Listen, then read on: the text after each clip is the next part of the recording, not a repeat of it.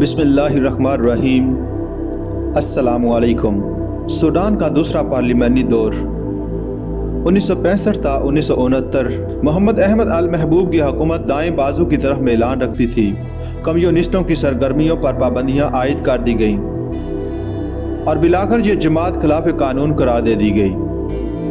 بعد میں عدالت نے اس اقدام کو کالعدم قرار دیا۔ جنوب میں حالات تیزی سے بگڑنے لگے اور اینا نیا کی سرگرمیاں بڑھ گئیں۔ اس پر حکومت کو قیام امن کے لیے سخت فوجی کارروائی کرنا پڑی۔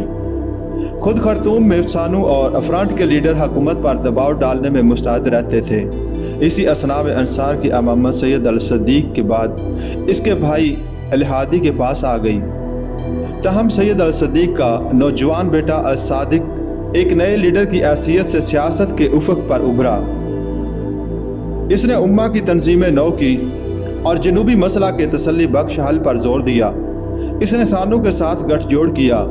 بالآخر جولائی 1966 میں الصادق کو ملک کا وزیر اعظم چن لیا گیا اور المحبوب امہ پارٹی کے قدامت پسند حصے کے ساتھ اختلافات میں چلا گیا۔ الصادق کی حکومت نے دیہات میں پانی کے مسئلہ پر خاص توجہ دی۔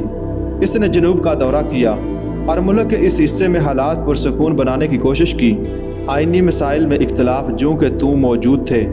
اپریل 1967 میں اسماعیل الظاہری نے اسلامی دستور کی حمایت کا اعلان کیا۔ امہ اور اسلامی چارٹر فرنٹ پہلے ہی اس کے لیے کوشاں تھے، لیکن جنوب کی جماعتیں اس کی مخالفت کر رہی تھیں۔ آئینی کمیٹی نے ملک کے لیے بااختیار صدارتی نظام کی سفارش کی۔ ادھر الظاہری اور الصادق کے تعلقات بگڑ چکے تھے اور مئی 1967 میں پارلیمانی جوڑ توڑ کے نتیجے میں الصادق کو اقتدار سے الگ کر دیا گیا اور المحبوب ایک بار پھر وزیر اعظم بن گیا۔ دسمبر 1967 میں NUP اور PDP پر دو جماعتوں کا باہم ادغام عمل میں آیا اور نئی جماعت کو ڈیموکریٹک یونینسٹ پارٹی کا نام دیا گیا، جس کا چیئرمین اسماعیل الظاہری تھا۔ فروری 1968 میں پارلیمنٹ توڑ دی گئی اور مئی میں عام انتخابات ہوئے۔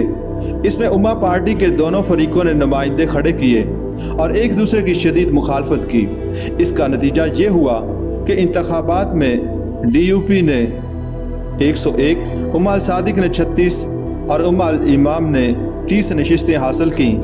البتہ مجموعی حیثیت سے امہ پارٹی کو ملک کے ووٹوں کی اکثریت حاصل ہوئی۔